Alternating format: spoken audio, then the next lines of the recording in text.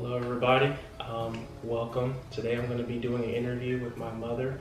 I know in our class we talk a lot about feminism from our liberal point of view, from our young people's point of view, so I wanted to bring my mother as a guest so we can discuss it more from a Christian point of view, from a black woman, which honestly we don't really get to hear that opinion a lot in society, and I wanted to shed some light onto that today. So we're going to be going over a few topics. And with that being said, we're going to hear her point of view, and we're not here to basically cut her off or anything, or to give her any opinions on that. It's just her opinion, and she will not be attacked because of what she believes, okay? And because of what I believe, we're not going to be attacked because of that. So, first question. In our class, we talked about sexuality and gender, and we narrowed down those topics to a few smaller type of topics within that range. So first up, what do you believe about contraception and abortion? How do you think about those things as a Christian, black woman, just a woman or a black person? What do you think about, contraception and abortion and the issues surrounding that?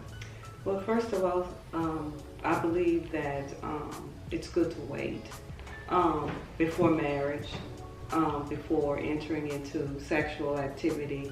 That way it won't open the doors for, sexual risky behaviors, such as having to have abortion on the table. However, I do believe that a woman does have the right to choose what happens to her body. However, again, from a biblical perspective, I truly believe that the ideal marriage/relationship, sexual interaction should wait until marriage. That way, it just takes abortion off the table, because you're doing it God's way. You're waiting on the perfect timing. Should pregnancy arise, therefore you would have 100% more of a chance to go forward with having the child instead of aborting the young child at that time. So I truly believe that a woman does have a right to her body, what goes on with her body, whether she chooses to have the baby or abort it. However, I do believe from a biblical perspective, waiting until marriage is the key. Okay, we'll transition over into that a little bit. So say two people have sexual relations with each other consensually, of course, and then the woman gets pregnant. Do you believe that an abortion there is okay and warranted from the ladies? And you said her body is her choice. Do you think that the man would have any say in that, or do you think that abortion is okay in that situation, or what? Well, again, from a biblical perspective, I do believe that, again, I know that you asked the question, if they did interact and had sexual relations and the young lady did come up pregnant. However, I still believe that a woman has a right to her body. And should she decide to have an abortion, I do believe that it would be ideal, because she didn't enter into this situation on her own. I believe it's equally important for her to allow her partner to have some say in what goes forward from that moment on, because he may not want to have that baby aborted. He may want to be able to man up and take responsibilities, and with her going ahead without communicating that choice with him, it leaves him out of the scenario of what could happen as far as him stepping up and wanting to take the child and raise it and things. But then that opens up another door. But again, I still believe, even in a situation like that she has a right to her body. Okay, so just to basically summarize that, would you say that if a woman is raped, you say that abortion is okay in that situation?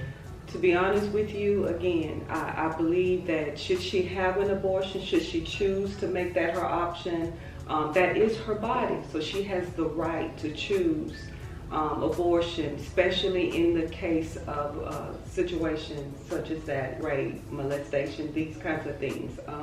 It just puts a whole different twist on things. And I do believe, yes, she has a right to choose not to go forward with the pregnancy in such a situation as that, should she decide to do so.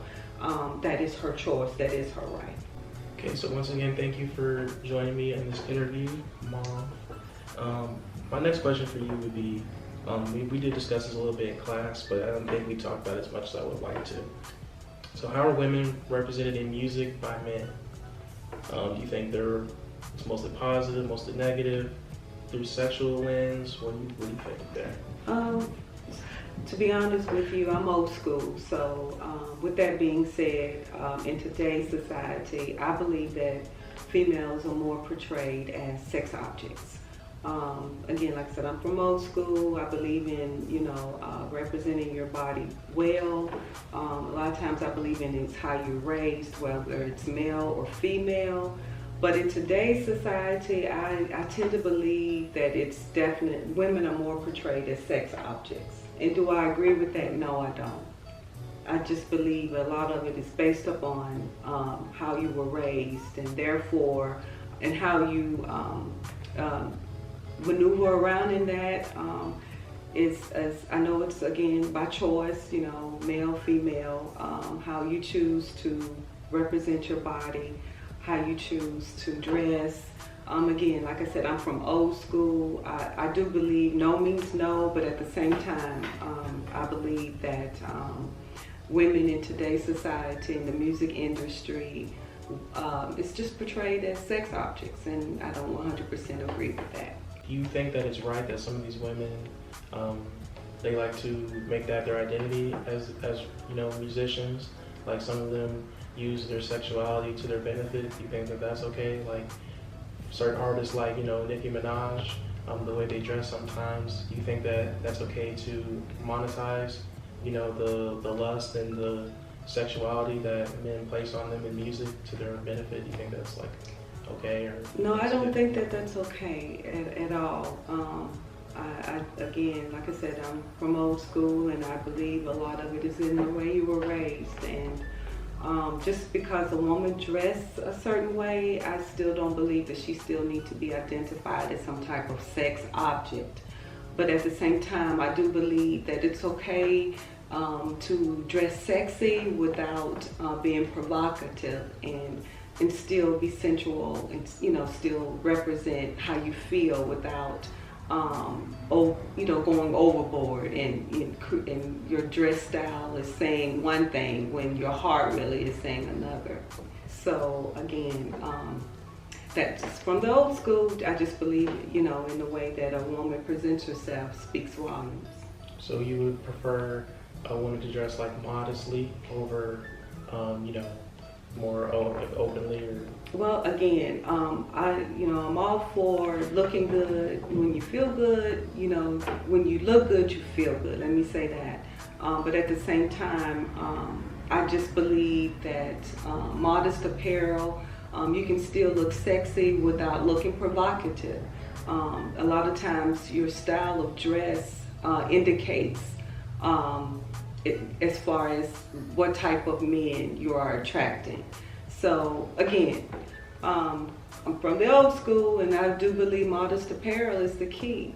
Again, how you dress sometimes, not maybe the case all the time, attract certain type of men. Not that you are guilty by no means of someone taking your dress code out of context. But at the same time, I'm just from old school, and I do believe modest apparel is the key, but you can still look sexy and feel good about how you look without, being provocative. Again, that's just my viewpoint on that, and my spiritual viewpoint on it as well. Okay, transitioning over to the next question. Do you think that mental health and the need for mental health is represented enough in our society? No, I don't. I believe that African Americans have limited health access and behavior care access, and more should be done in our communities. And as a licensed counselor, a licensed Christian counselor, I would love to see more happening in our Black communities. Okay, and I know that you do offer some services on your YouTube channel. We want to talk about that a little bit. Well, yes, I can elaborate just a little bit. My YouTube channel is called Kara is Set Free Ministries. Essentially, what this YouTube channel is about bringing broken families closer together, and it's about really improving our mental health within our community. But if you're a white individual, it's also for you too. We're just talking through the Black lens right now, but she does offer a YouTube channel where she helps people from all ages with their mental health, with their broken relationships, whether it may be boyfriend, girlfriend, but what we focus on is broken families. And if you need help, feel free just to reach out to us. Obviously, I'll be in class. I can hook you up their contact information.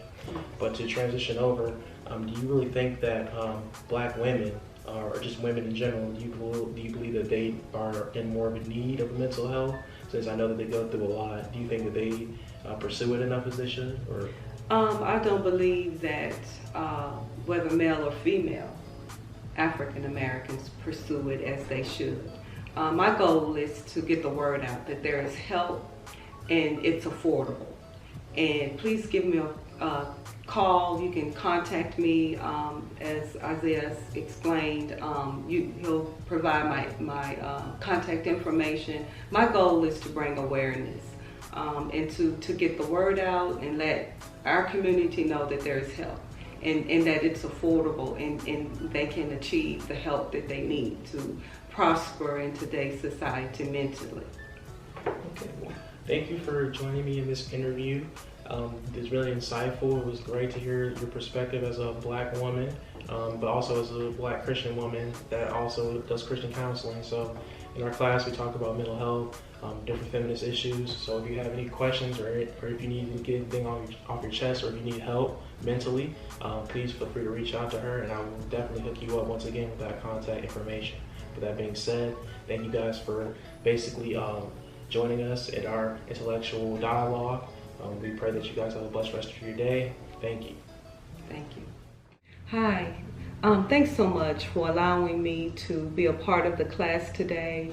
Such a privilege and an honor to be able to share with you my services. I wanted to just stop by and just offer you my social media information. My YouTube channel is Kara is Set Free Ministries, John 8 and 36. Also, I can be reached. My email is karaissetfree@gmail.com.